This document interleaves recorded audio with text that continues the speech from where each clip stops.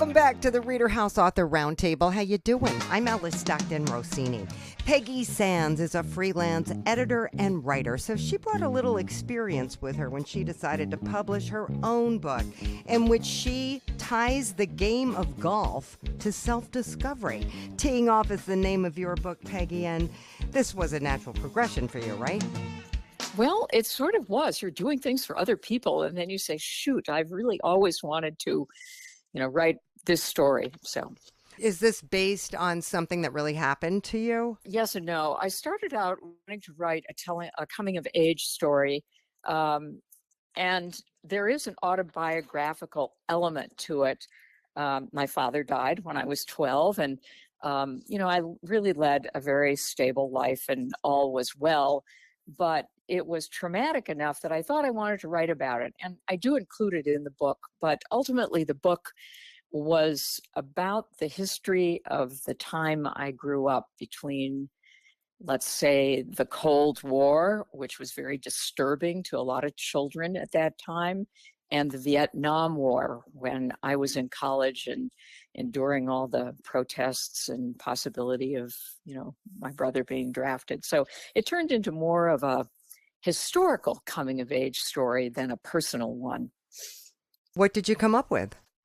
What I came up with was that when the Vietnam War hit, for people in my very limited age group, and I think that's what I ultimately settled on, this story sort of needed to be told. And very often when you're dealing with the Vietnam War, there are some wonderful classic narratives out there, Tim O'Brien being one of the most obvious ones. There are movies, but you're not really talking about the Vietnam War from the point of view of people who were not on the battlefield. And yet it was very traumatic, and also very formative, especially for those of us who were in college during that time, when you had so many campus protests.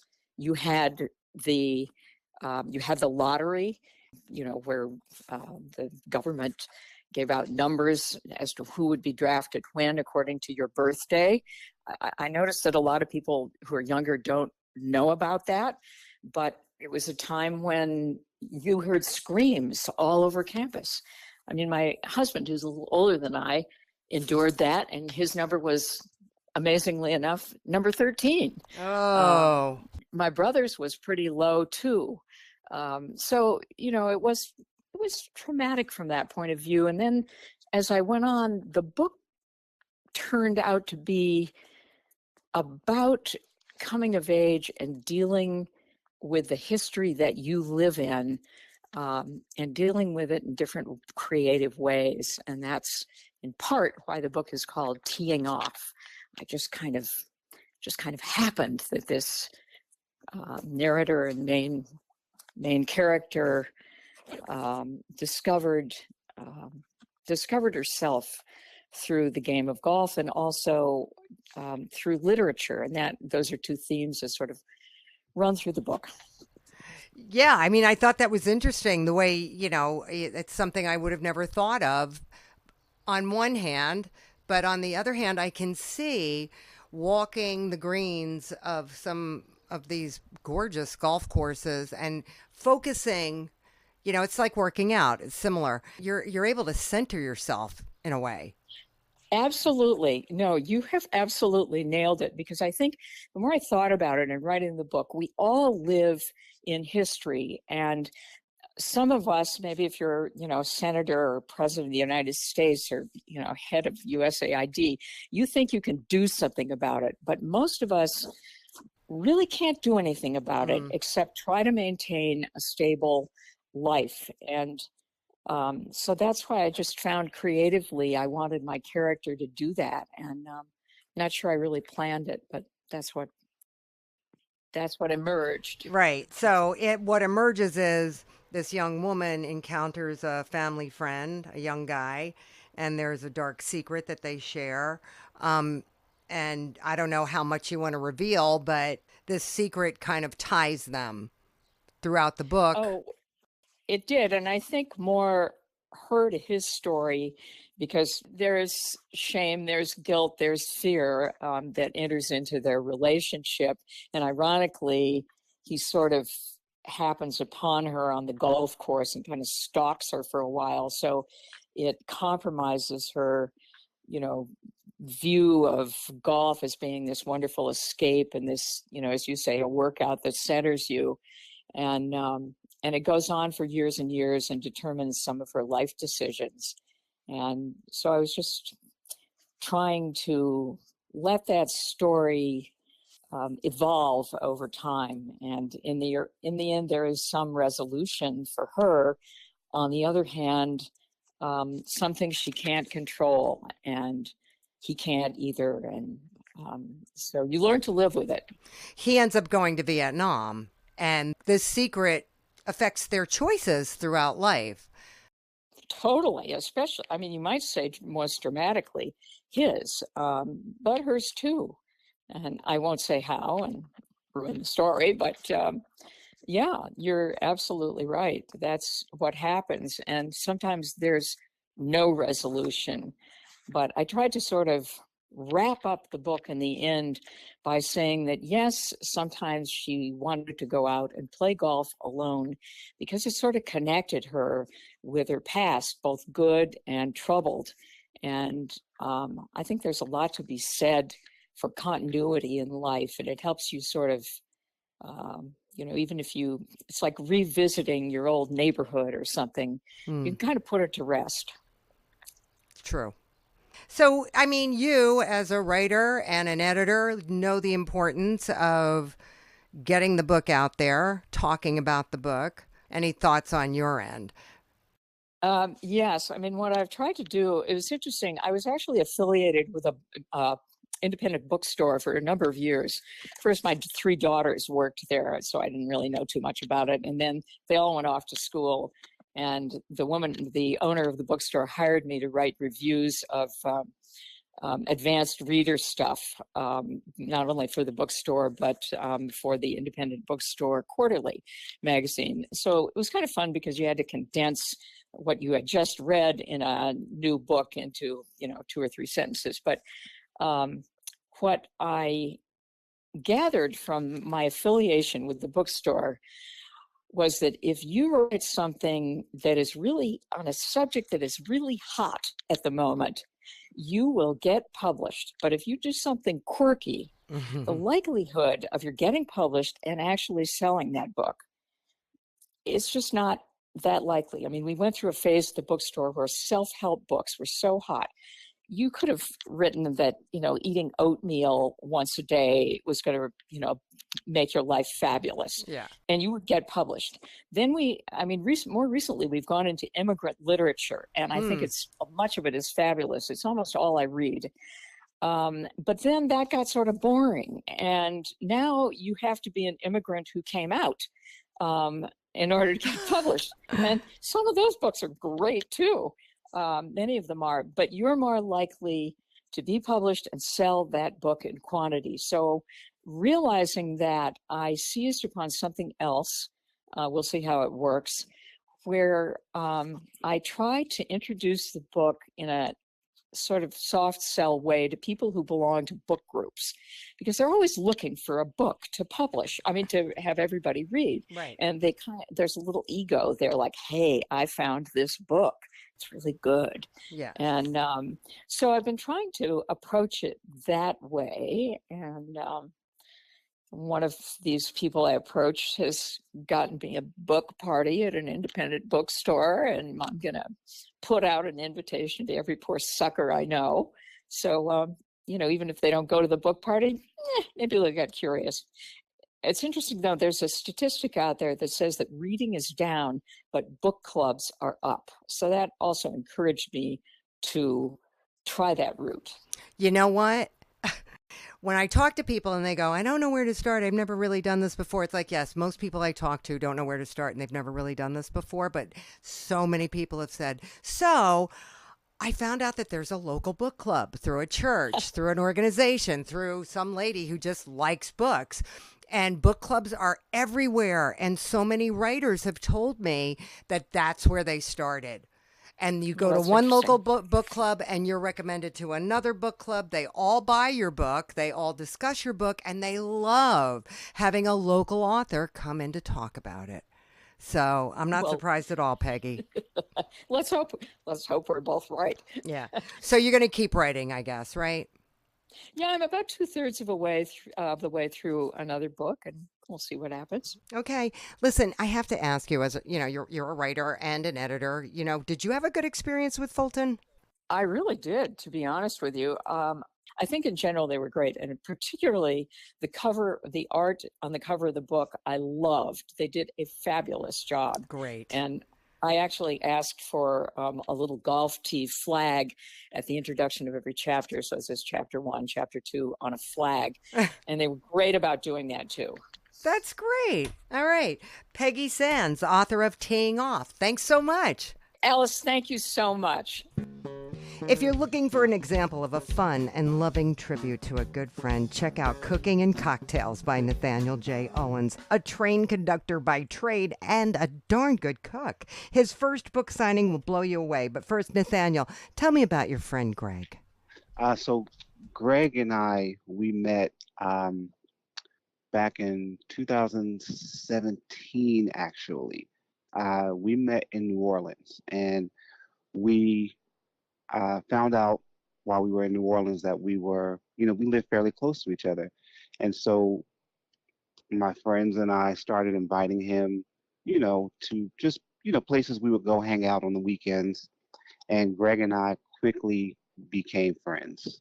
We figured out that we were two completely different people, but had a lot in common.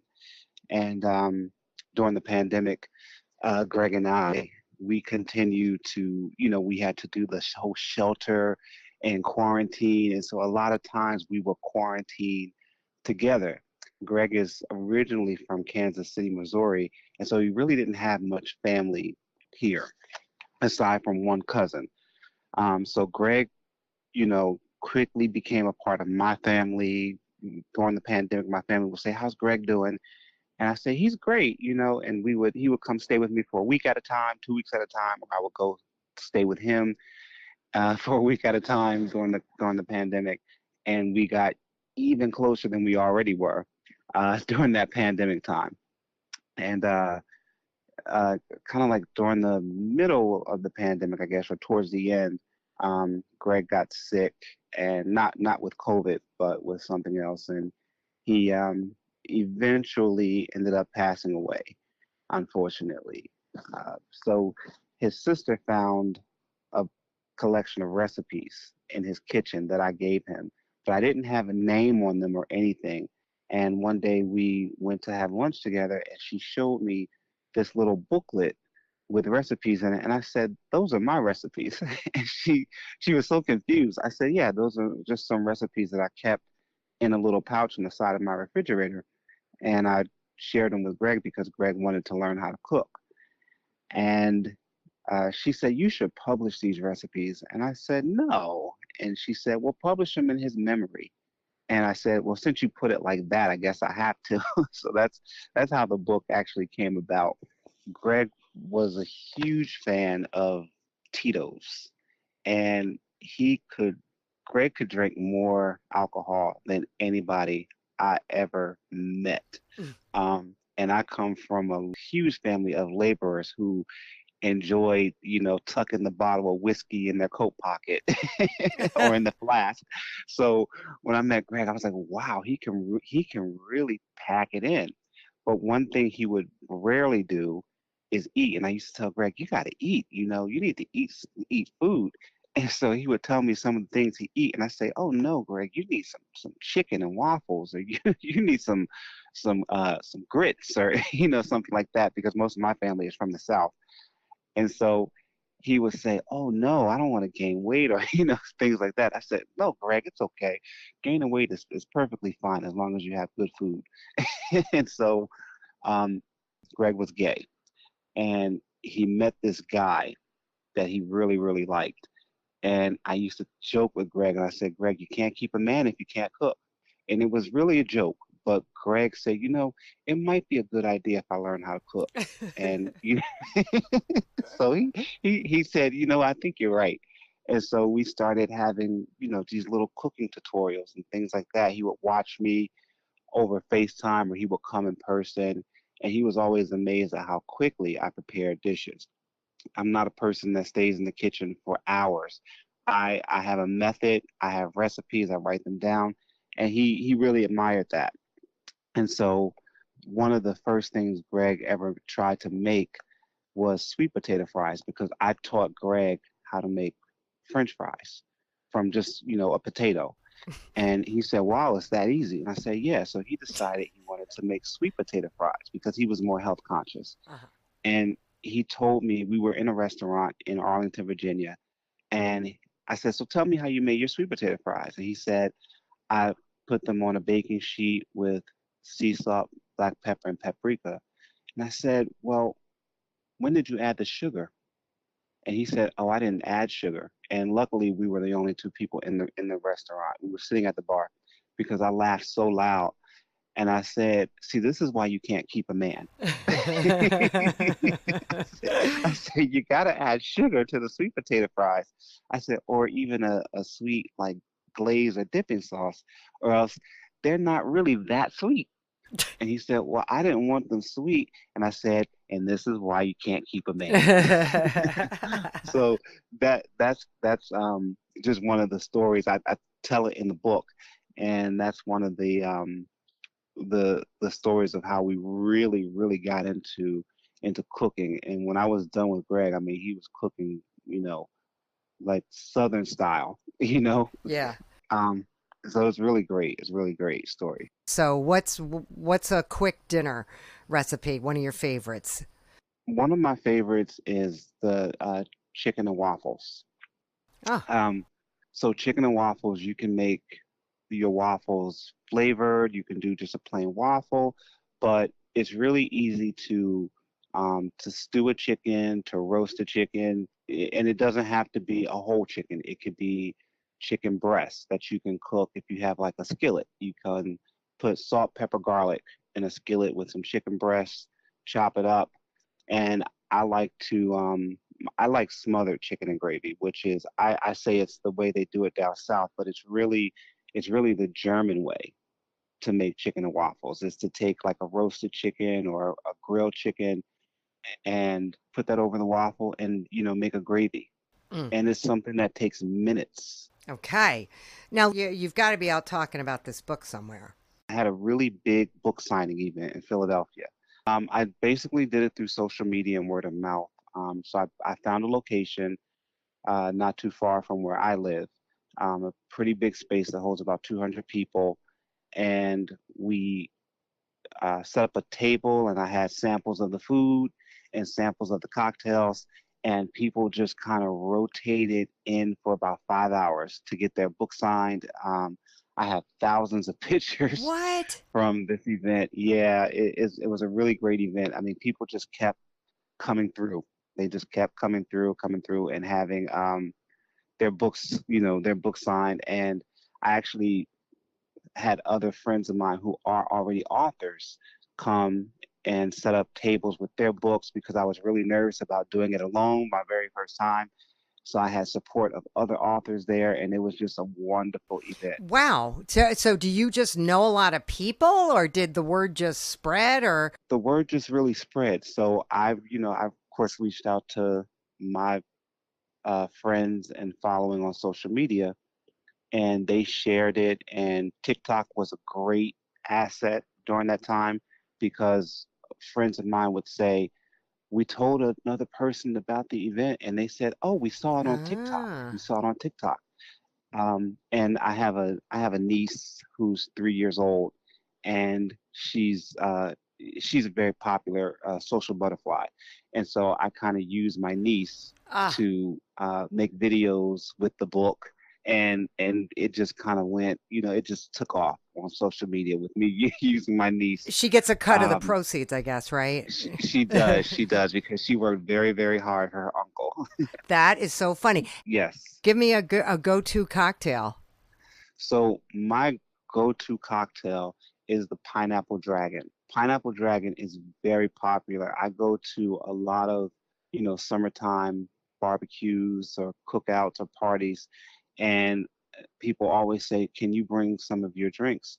And the Pineapple Dragon is always the number one hit. It's of course pineapple based. It's very light and refreshing, but it is a strong cocktail. It's Bacardi Dragonberry rum with pineapple juice, triple sec, a splash of Red Bull. I love Red Bull. I do too. I do too. I love Red Bull. It's not good for you, but I love it. I It's just know. a splash, though. It's just a Yeah. splash. And so that's um, really a favorite. And when I had my book signing, I had to actually stop in the middle of the book signing to go make a giant picture because I had already made a giant picture, but that was the one that went first. But aside from the Pineapple Dragon, um, my favorite cocktail would be the Forbidden Fruit. Okay. And it's a mixture of apple flavored whiskey with pomegranate juice, Mm. club soda, a little bit of agave, and lemon juice. And it tastes, I call it the forbidden fruit because if you, of course, know Snow White Mm. and the Seven Dwarfs, it tastes like a candied apple. Huh. It's candied apple, but a Granny Smith candied apple is what it tastes like. It's absolutely delicious. It's sinful because you don't realize you're drinking whiskey, and it's strong, but it will sneak up on you. So I always tell everybody be very careful with it. But it is the best. I love apple flavored, drinks, apple juice, anything. So to me, it's the best one. Jeez, Nathaniel, what are you doing driving a train? I mean, come on, New Jersey Transit, forget about it, I know. right? You're on. Why don't you just have another event like you did in Philadelphia? Yeah, that would be great. Are you going to keep writing? I am. I am. I actually wrote two other books. They have not been sent to the publisher yet because I'm still working on this one. But like I said, my niece was very instrumental with helping me promote my book, even though she's only 3. And she actually greeted the people as they walked in. And when she looked at the book, she opened it up. I mentioned my mom, my dad, my sister, everybody. There's a picture of my sister on the cover. If you look really closely, there's a picture behind me. And I did that intentionally to put my sister in the book. And my niece was the only person who noticed that there was a picture of my sister on the cover of the book. Oh, sweet. And so when she took the book, she said, "Uncle, how come I'm not in the book?" And it almost broke my heart. But I said to her really quickly, I said, "Don't worry, you'll be in the next book." And she said, "Okay." And so when she said that, I stayed up all night long thinking about recipes that children can make. And so I'm working currently on a children's cookbook. It's actually already complete. Oh, Nathaniel, that's So great. we together, I let her come into the kitchen with me, and we made things. And I asked her, "What do you like, and what do you want me to put together for you?" And she, at 3 years old, was able to tell me. We have a cake that she created on her own, and we put it together in a cookbook. And so that's my next project, is to work on a children's cookbook. But it's not just a typical cookbook. It's actually a reading book, and she has to go on a journey to find the recipes. And then when she finds the recipes, we gather them up and we put them together and into a dish. You're so creative. That sounds great. I can't wait. Yes, I I'm can't wait. excited. I'm excited about that one too. All right. Nathaniel J. Owens Jr., author of Cooking and Cocktails. Thank you so much. Thank you. I really appreciate it. You are going to love the brogue on Anna McTernan, and you're going to love the story behind her children's book even more. It is entitled Squidgy and Tweet. Squidgy Travels to Ireland. Anna, how long have you been in the U.S.? I've been coming on back and forward for 20 years since my daughter lived here, but since I became ill, I'm here 3 years just to live. So it's been a bit of a culture shock at 60 something. Yeah, I bet. Good or Yeah. bad? It's been good. Good. Been good. I got time to write my book. I am doing my art. I've always wanted to paint. I love art, and could never get time to do it. What did you do for a living? I trained as a nurse in London 20 years ago, or 50 years ago. Wow. And lived there for about 20 years. And then I came back to Ireland, and we ran a business, my husband and myself, and my husband died. So I re-educated myself, and I went back and studied social care. So it's a long, long story. Wow. Yeah, and I just turned 70 in January. Good for you. Have you ever written before? Never. Well, But this story has been in my head for 20 years. what inspired it? Well, again, I love art, and I'm always seeing shapes in everything I see, you know. I used to take my dog for a walk each day. Misty was his name. It actually tells this in the book. And I walked along with him, and he had a daily swim.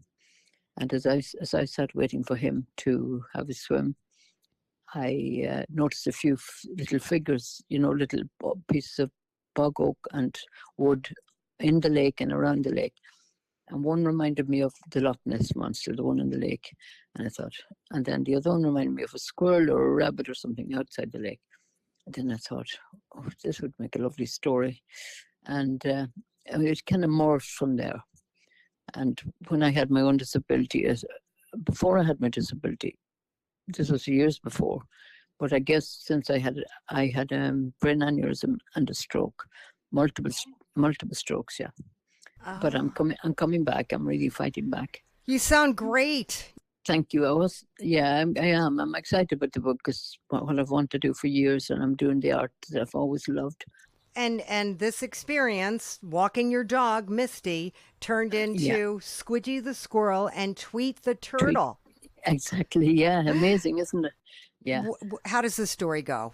Squidgy was a little squirrel that was born in a land called Mammalistic, far away from another universe. And the animals there laughed and were abusive to differences.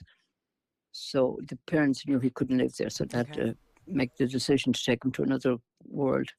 So they arrived in Ireland, of all places. They arrived at the lake where I was sitting. And he meets Tweet? And I had to decide on how he would get around. So there's a big blue bird that lived in Mammalistic, and that was your only means of transport from there. So Big Blue Bird, the parents asked Big Blue Bird to fly them to Earth, and they arrived at Loch Allen, where I lived. All right, so Squidgy meets Tweet the turtle, and what happens? They become friends? They leave Squidgy at a lake, hoping somebody will rescue him and help him. And yes, long story short, Squidgy swims along to nose into the basket, and the parents communicated to them about his disability and what was wrong.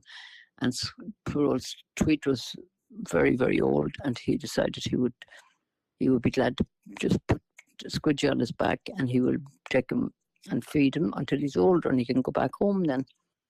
And yeah, so he could live on lake or on the water. So he foraged for nuts off the water, and he met me, the mermaid, and he met a fisherman, and he met a leprechaun. That's the important bit. The leprechaun, always important in a good Irish story, right? And my ambition is that this would be, I'm going to do a trilogy, and this would be a cartoon. Oh, that would be so nice. To have this leprechaun. There's never been a leprechaun in a cartoon, has there? I've never seen one. I think I have, but maybe not. I don't know. But you say this is, a fearful, lonely journey, and that your book, you want to reach out to people and help them embrace differences. Exactly. And help them be less judgmental. Exactly. The one thing I forgot to tell you was, after I'd done social care, I worked with parents. I'd done studied in child development. Okay. And through child development, we worked with groups of parents. This was something that was funded by the European Union. Mm-hmm. And we worked with groups of parents from every nationality. And there's a lot of Syrian people in Ireland now, and as you know, Ukrainian. Mm-hmm. And before that, this was in. So I just think some people were lovely towards them, and some people were still judgmental. Would they get in our house? They get in our jobs, you know? Yeah. Mm-hmm. And I just said on the book, I said, this is a long, lonely journey for them already. Yeah. Which the Syrian lady lived across, and also we have a very short memory. I have so much to say, sorry. I couldn't speak after the stroke, so it's actually great to be able to talk. Yeah. No, you're doing fine. I mean, there's a lot of lessons to be learned here, and we're going to continue with more books about these two wonderful characters, Squidgy and Tweet. Sure. But do you have access to children that you can read to? Yes, my daughter lives in just 15 minutes drive up the road, and she's just wonderful. She took me here to look after me, because my husband died years ago, and my other daughter's in Australia. So my next book is Squidgy is going to go to Australia and meet a kangaroo and all the other great, or maybe to the US and meet the chipmunks. I'm looking at chipmunks out here every day where I live. It's lovely. And little squirrels. Is she going to be able to help you set up book signings and, opportunities to read to children? Oh, yeah. Well, I'm doing it myself, actually. What are you doing? There's a place in an Irish Cultural Centre. So an Irish Cultural Centre. Good idea. Good. Yeah, and there's an IPC, is an Irish Pastoral Community. Great. Yeah, so I've already communicated with them, and then here where I live in Brush Hill, and there's 2 campuses here where I live. It's a retirement village. It's a wonderful place, Fuller Village, and I will do a talk here or in both places, both campuses. It sounds wonderful. And people are already buying my book here. Everyone here has bought my book. They keep coming to tell me, will you sign my book? I said, will you wait for a signing night? That's awesome. Anna, that's great. It's wonderful. Yeah, no, people have been so wonderful here. That's so nice to hear. So supportive, yeah. What a pleasure talking to you, Anna McTernan. Well, thank you so much, Alice. Squidgy and Tweet. Squidgy travels to Ireland. That's it, yeah. Great. Anna, thanks so much. Thank you so much. You're an inspiration. Oh, thank you. In Ireland, we say Manona here, and have you ever heard this? No. Manona means women of Ireland. Excellent. Julie Kirkpatrick was writing poems by the time she was 12. And while she always wanted to write a book, she didn't know if she really wanted to put herself out there. So you got over that, right, Julie? When you realized you could really help people by sharing your experience with death. And now you've published Spirits Live Forever. What was the catalyst? Well, being a kid and experiencing a death, and then being an adult and watching us as adults deal with death and kids. And I felt like there's just a bridge that needed to be crossed, right? Because we're so busy in our own grief that it's hard to be present and helpful for younger people who feel every bit as much as we do. And they have to process the exact same thing. They're having the adult emotions. They're having all the grief, but really no direction. Does that make sense?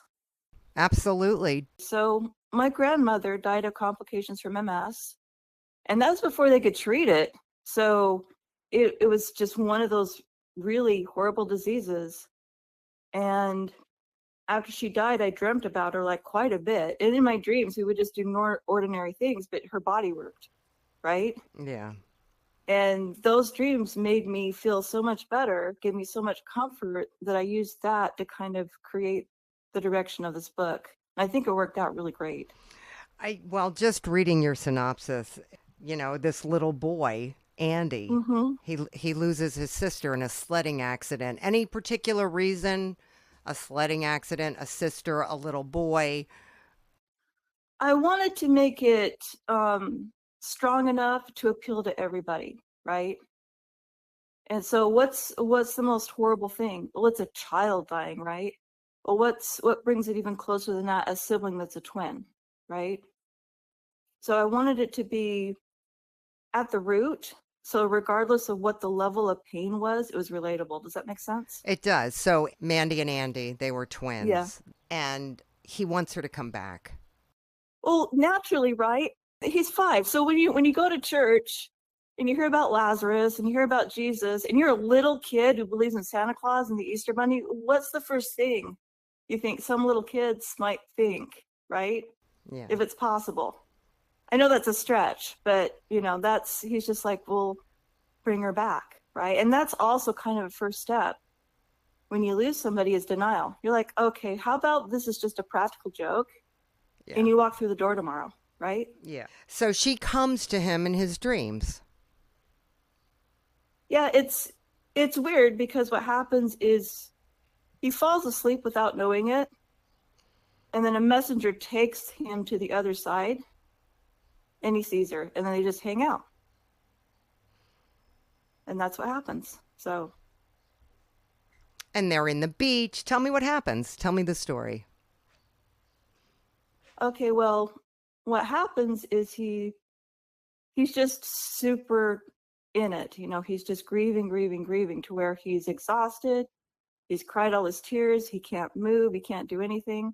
But his body takes over and puts him into a really deep sleep. In this deep sleep, there's an entity that comes in, takes the form of a man. And this man's floating, and of course that's kind of scary. So he's pointing that out. And the angel doesn't even acknowledge it. He's just like, come with me. He's like, okay, he's just like, don't be afraid. So he takes the guy's hand, and now they're in another dimension. They're in a dimension with beaches and animals and bears and different things like this. And then they come across a lady who's spinning thread on a wheel made of gold. And so she's a lady that looks like she belongs on the islands. She's got a slight build, but really long black hair. Gold spinning wheel, that's just a random thing that came from my subconscious, but it's fun. So we put it in there. And she looks up and says, hello, Andy. And Andy's going, how does she know my name?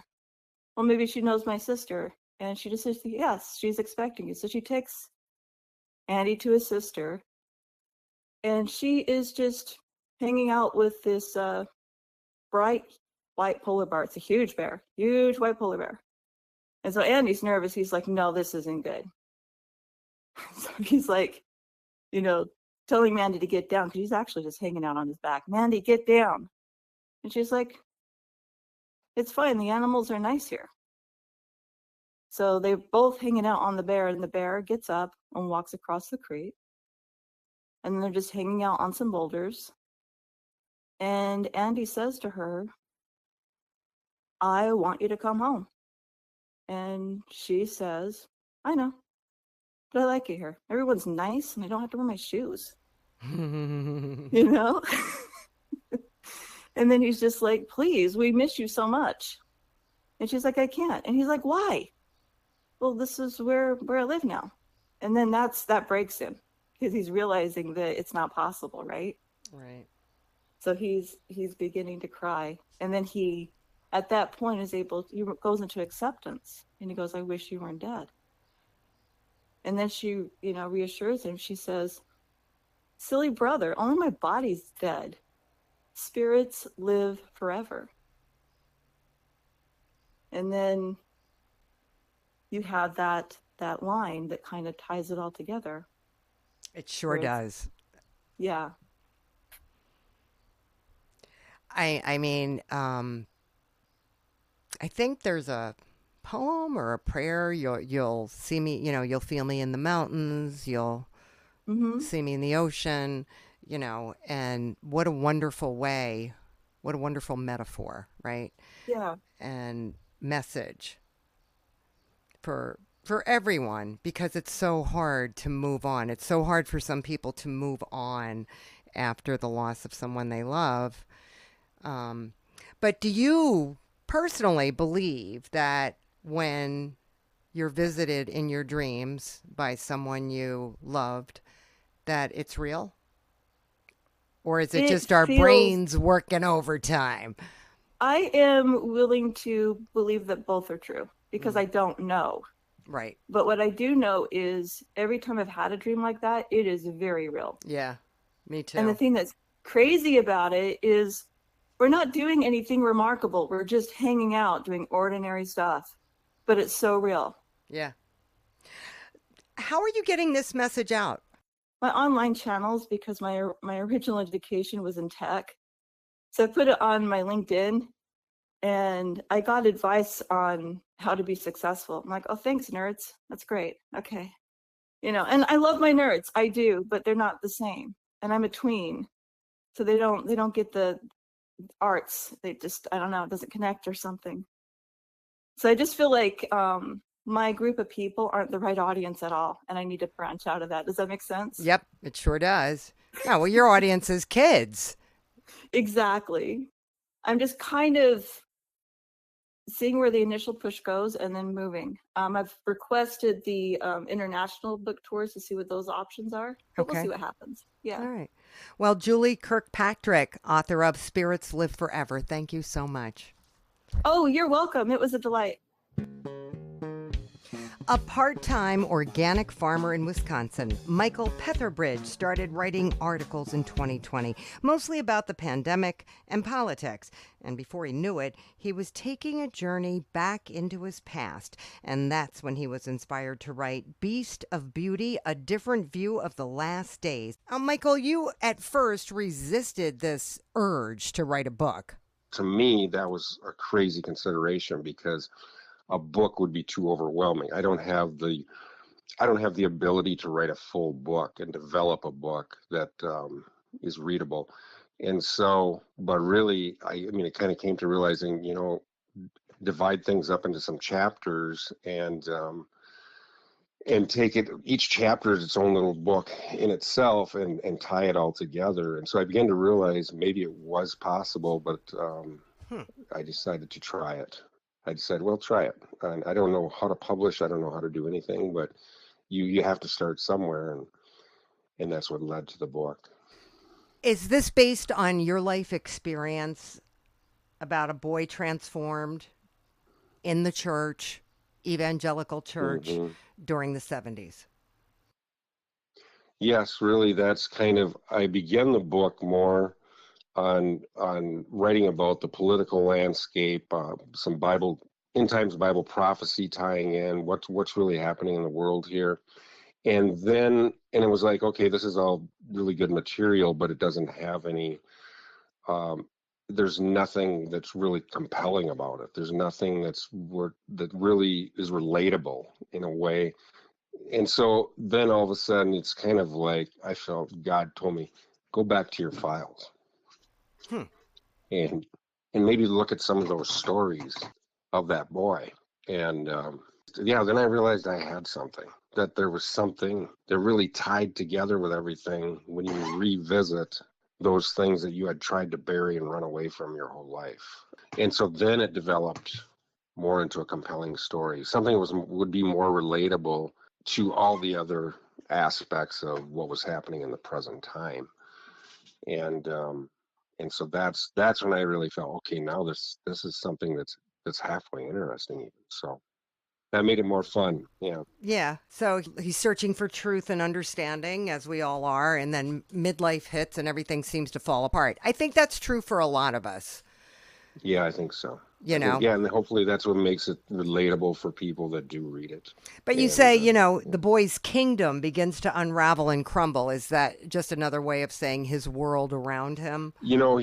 He has, because one of the ways to run from your past as a young person, as you bury it, is you're going to create something new, and you're going to build your own kingdom. You're going to we build our kingdoms here on earth in that, finally, it's like I purchased some farmland. I became a first-time farmer, and, I didn't have a tractor, but I sold my motorcycle to buy a tractor. Now I'm kind of getting somewhere to where, but it's this long process of building that kingdom. And of course, marriage and then having children, raising children on the farm was a goal for me, being a city boy. And so all those things are happening, and you're happy because you're seeing the results and the fruits of your labor. And so it brings great satisfaction, but all of a sudden, and you just feel like you're a very strong person and you've accomplished so much, and then you get into your 50s and all of a sudden it's a different season of life, and the kids are much older now. That brings in a whole new set of issues, and all of a sudden everything that seemed like you really had it together begins to fall apart and crumble, and you're just going, I didn't see this coming. You're just blindsided by it. And so all of a sudden you find yourself, in a depression, in a midlife crisis depression that you didn't see coming at all. And how do you deal with that? And then you ask the question, is this part of a script? Is this part of the plan? Mm-hmm. Is this what is supposed to be happening? Do we really have any control? Yeah, that's a really good point too. And so the book I think the book raises a lot of questions like that, that I think are relevant for people that really think about those things.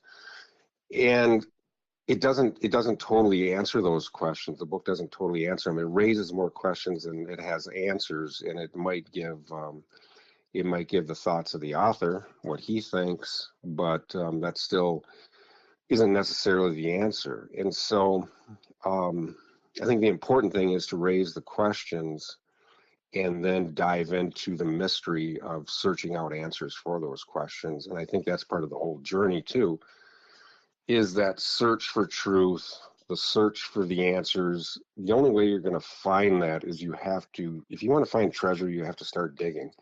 And so that takes you along many paths, and you're willing to listen to a lot of people, but you kind of built up a wall too, where you don't trust anybody anymore because you were too trusting back then.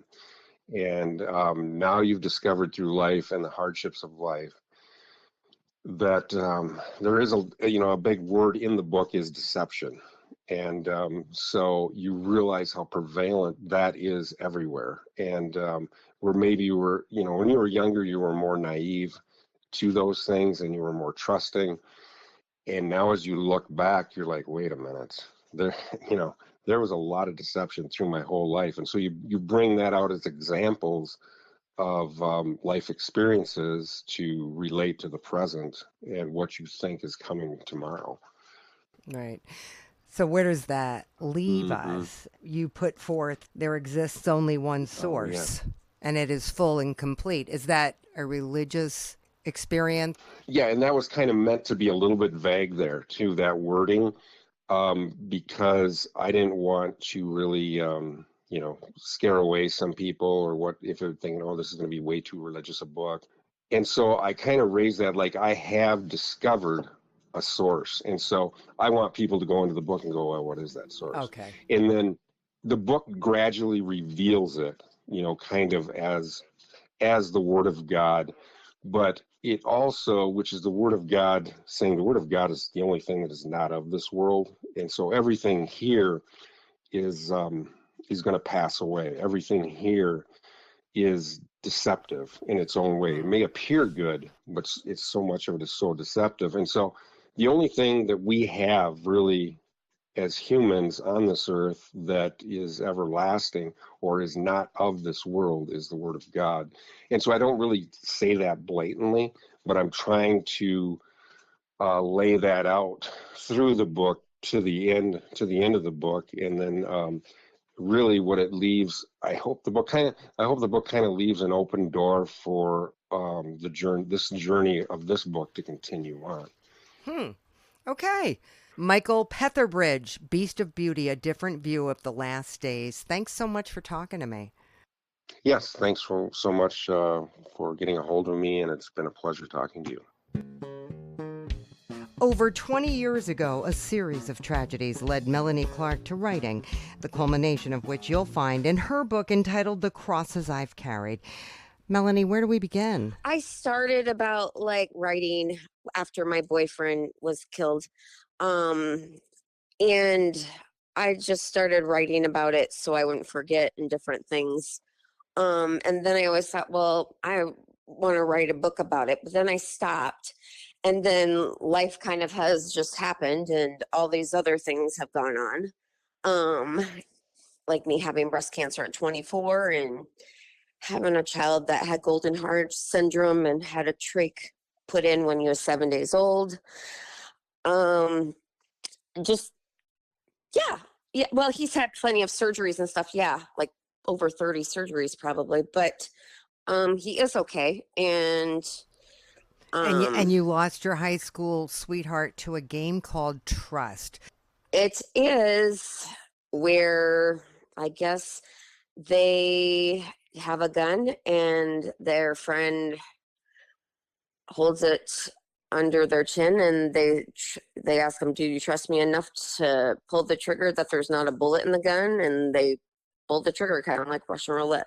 And I think what had happened, from what I had been told, I don't know if this is facts or not or whatever, but before they had played with guns where the bullet always went to the last chamber, and I guess they were playing with somebody else's, I don't know whose gun, but it went to the first chamber. How old were you? I was 18 and 6 months pregnant. Oh my God. So that affected you for the rest of your life. Yes. My first question when I saw your first line in your synopsis, and your mom always says, you know, God doesn't give crosses to those who cannot carry them. Do you believe that? Yeah, I do. I just think along the way, maybe he helps you carry them, but you have to, like, you don't have no choice. You have to be strong enough to carry it and learn from it. So is that what the essence of your book is about? Yes. Growth and learning different things like forgiveness and learning to not carry pain because it's not good for you. Do you talk about how you overcome, how you learn how to do that? Yes, a little bit. And I also discuss like different things I did, because I never had anybody die before ever in my life, and neither had my mom, close, anybody. So no one really knew how to kind of handle some of that. So there are tons of things I did that I feel helped. And I do feel writing things down really helps, and you do later on forget things, so it's nice to have something that you can go back and look at and read. I've learned just doing tons of different things, and I write different things that I did to help me through the process. I checked out books at the library on death. I carried a notebook around with me, and every memory I remembered, I wrote it down. Talking, I don't think people like to talk about things, but I think the more you talk about it, say it out loud, talk to people, it is healing for yourself. It does help. It never gets easier, but I think it does help you. Journaling, painting, reading a Bible, just anything. You say that you learned holding on to pain is a terrible way to live, but I would argue that that's probably one of the most difficult things to do, is to let go of pain. It is very, yes. I think it's learning to live with it, but I don't know if you've let go of it, but you've dealt with it, or you've forgiven people or forgiven things and accepted things, and you've grown from it, which makes you a stronger person. When you talk about forgiving, you went through a marriage, cheating, divorce. Were you able to forgive that person? Oh, yeah. Yeah. We had to. We had children, and we actually were great co-parents. We still did family Christmases together, Thanksgivings. We went on family vacations still.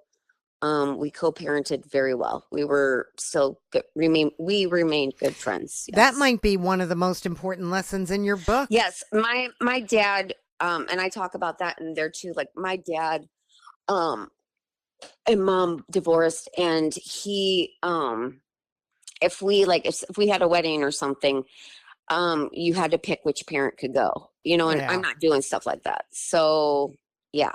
And he taught me those lessons somewhat. And so did my ex-husband. Yes, he believed that, everything's for the children. So did things eventually get better for you? I mean, how did it yes. feel when you got this book in the mail?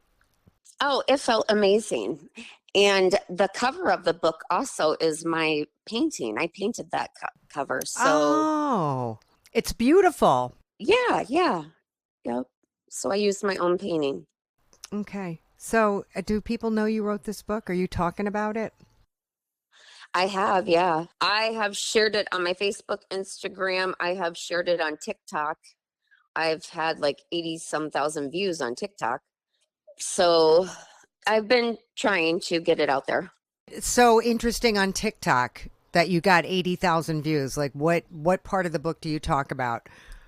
I've shared photos from my life, and I just talk about how it's been 30 years since my high school sweetheart passed away, and that I had wrote a book, and I shared pictures, and I don't know, it must have caught people's attention. So that's great. Are you going to go out and do book signings? I would love to. I just am figuring out how to do all of that, I guess. Okay. Melanie Clark, The Crosses I've Carried. Thank you so much. Thank you. If you can do it, anybody can, right? Absolutely. And that's what I wanted to share with people is like, we all have burdens and we all have pain and we all have things. And I just want people to know that they're not alone and that, people relate with people. I agree. Yeah. And I think it's very brave of you to write this book. Thank you. Dr. Samuel D. Tootle III has spent a lifetime in the ministry, and he has written throughout his life, including for his doctoral project. But this is his first published book. It is entitled Love and Discipleship, Nurturing Faith, Transforming Lives. Now, you say this is really a call to action, isn't it? Well, what I've done in the book is it's actually got two sections to it. In the first section, I show some of the normal Christian conditions where you have suffering, you have test of your faith, you have difficulties. And then we walk through the Great Commission in the second half, and we talk about the idea of how did Jesus make disciples? Well, he made them through loving relationships. And so what the book does is it focuses on the idea of individualized loving relationships that lead people to Christ, but not just lead them to Christ. Basically, once we decide to disciple others, we're agreeing to walk them into eternity, because this is exactly what Jesus did, and this is what the disciples did. A lot of times what the church will do is we'll have programs, we'll have activities, we'll have events, but they're not based on relationships, they're based on the program. What this book calls us to do is to go back to the Bible, look at how Jesus made disciples, look at the relationships that he formed, and then to go out and do the same thing as we fulfill the Great Commission. Do you tell us how to go about that? Well, yes, they are. We talk about in the book. There's a section on the seven components of the Great Commission, and in that section, it basically tells you, it outlines each section of what we're doing as far as going out intentionally looking for people, not being discriminatory as far as we want to evangelize the whole world. We're going out in the power of Christ. We're using his word and his scriptures, obviously, and his love ethic. And basically throughout the book, what it does is it shows you how valuable people are. There are no extras. We have to be intentional. All lives are sacred. And we're looking at the relationship building aspect, which is crucial and foundational to all of the generations. There's also a very specific section towards the end of the book that begins to deal with each different generation that's in the church right now, showing how they grew up, the things that influenced them, what's important to them, and different ways that we can reach them through different avenues, starting with the greatest generation going down to Generation Alpha, I believe. Give me an example of that. Well, I'll start with millennials because that's what my doctoral program was about.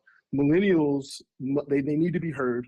They need to be understood. And so what the church does often is the church will have a set program or a set activity, and it's not open to input from others. Well, millennials, you have to allow them to be part of the process, part of the program, but you also have to develop a relationship with them so they'll trust you. We're living in an age where there's been a lot of problems with the church, a lot of falls in the church, a lot of scandals in the church. And what you have to do is you have to develop relationships with these millennials so that they will trust you. And once you gain their trust, then you're able to disciple them more effectively and to bring them to Jesus Christ. Specifically, when you say, you're saying, I want to become your friend. I want to get to know you. I want to get to know your family. But the whole point is to eventually talk to you about coming to Christ. No. I'm sorry. In no means is it a bait and switch. I'm not using the relationship to get something from you. The relationship is what we should be building as believers anyway. All Christianity is relational. We love Jesus because he loved us, and we love one another because he commands us to love one another because he wants us to be a part of this journey together. And so what we're doing is we're intentionally building relationships. What I think has happened a lot in the church is we sometimes can see people as a commodity rather than an individual. And what this book does is this book says we must not do that any longer. We must value each individual, see them as human beings, see them as created in the image of God. And because of that, we look to form relationships with everyone that God puts in our path. And as we form relationships, that's how we gain trust. I don't know your experience in the church, but I know it's very difficult to preach Christ or to tell someone about Jesus and you don't know anything about them. They don't know anything about you. They don't trust you. And then it's kind of like a cold call in sales. And so what I'm emphasizing is the need to show the love of Christ as we are in these relationships and as we disciple. What do you do when you meet resistance? It's not that different in any relationship that you're trying to form, whether it's a relationship at work, whether it's a relationship, a family relationship, or just a friendship that you're developing. You're not always going to have 100% agreement. You're not always going to have 100% compatibility. But what we do as believers is we strive to love folks as Jesus loved us. And so there's work to be done. There is, we love our neighbor as ourselves. We are intentional about seeing their needs and meeting their needs. The key issue is we have to see individuals as made in the image of God and not as a commodity. When we do that, it's a natural progression.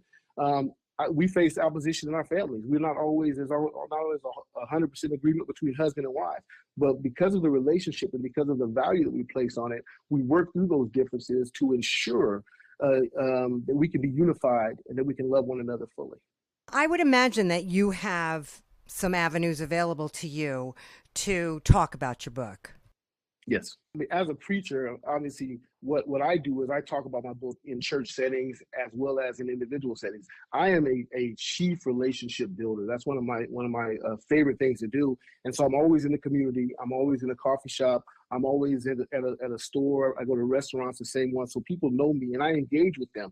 And as I engage with them with the gospel, with the principles of this book. And I, as anyone would do, is you have to let people know what you've done and what your product is and how you can make it available. Another avenue that I have as a preacher is to be able to go to churches and to tell them what this book is about. I've sent this book out to several pastors to allow them to read it and to distribute it, to use it.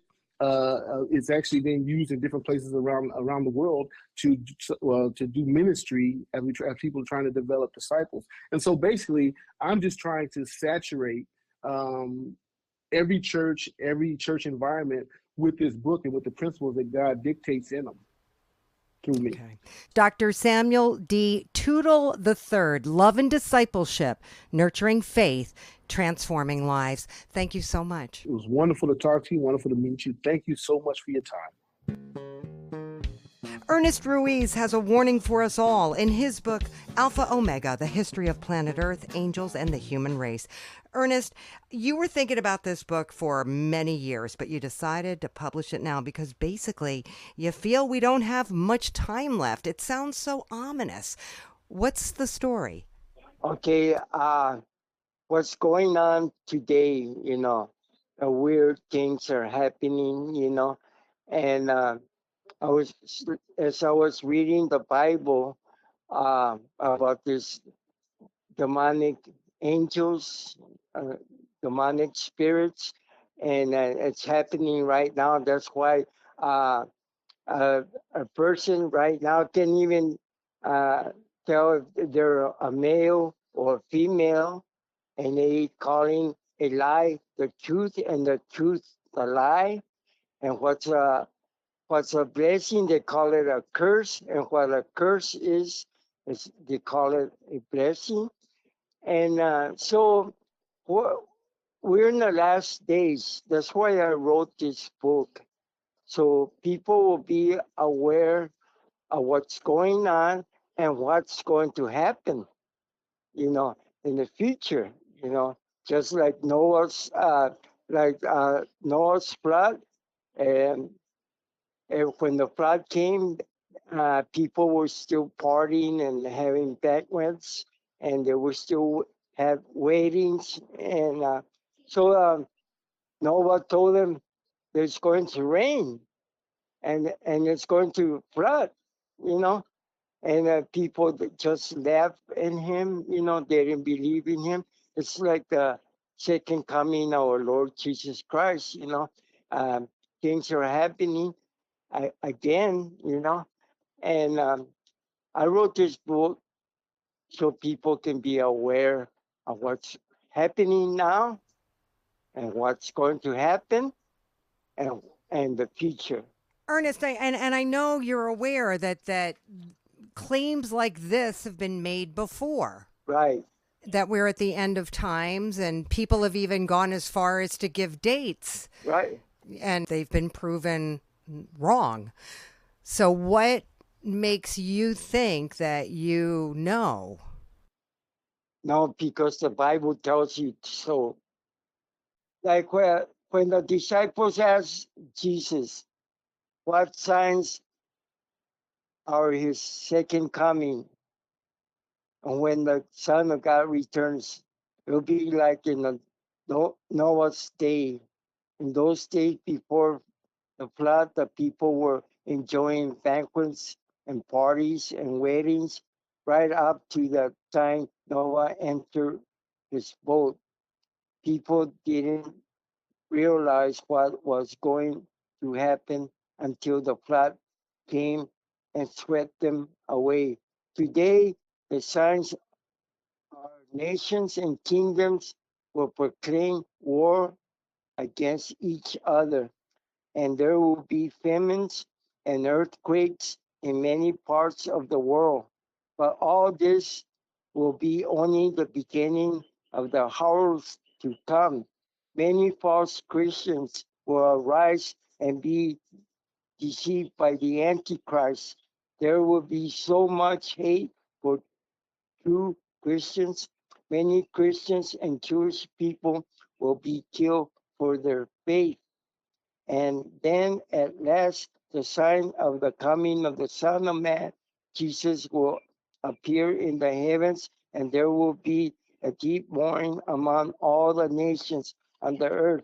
And they will see the Son of Man arrive in the clouds of heaven with power and great glory. And he will send forth his angels with the sound of the mighty trumpet blast, and they will gather together his chosen ones from the farthest end of the earth and heaven. So you're saying a lot of the things that are going on right now, we got wars and we've got unrest, and that it's only going to get worse. Right. And now is the time to turn to Jesus. That's what your book is about. Now is the time to find salvation because the end is near. Yes. And so what are you asking people to do? To be aware of what's going to happen, you know. To know about that Jesus Christ is our Lord and Savior. And you have to be born again. If you're not born again, you'll be left behind. And if you're not born again, when you die, your soul will be going to go to hell with the fallen angels and the devil and the false prophets and the Antichrist. If you're not born again, if your soul is not renewed by the Spirit of God, when you die, you're going to hell. That's what the book is all about. All right. So you're asking people to be born again. Okay. Yeah. And how are you telling people about your book? Well, little by little, and a lot of people that I talk to, they get offended, because they don't want to hear the truth.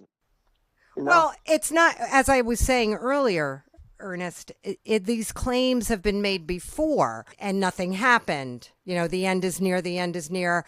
People have gone as far as to say on this date, it will be the end, and the dates come and go and nothing happens. So I think in a lot of ways, that's why you meet resistance. And there are some people who just don't agree with you, or they just don't believe that they have to be born again. But, even one of my Bible teachers, I told him, I showed him, I gave him one of the books because I have some books that I give out to people, and he read it, and then he said, excellent writing, but I did not like the beginning of the book because you talk about fallen angels and demons and how they've been raping the human race and even the animal kingdom.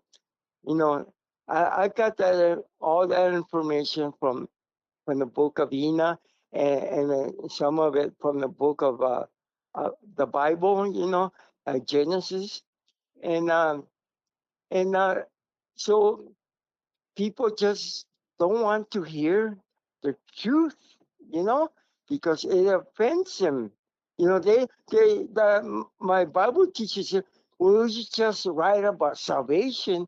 Don't say anything about demons and fallen angels and monsters and all that." And I told him, but people have to know. That's why it's happening today.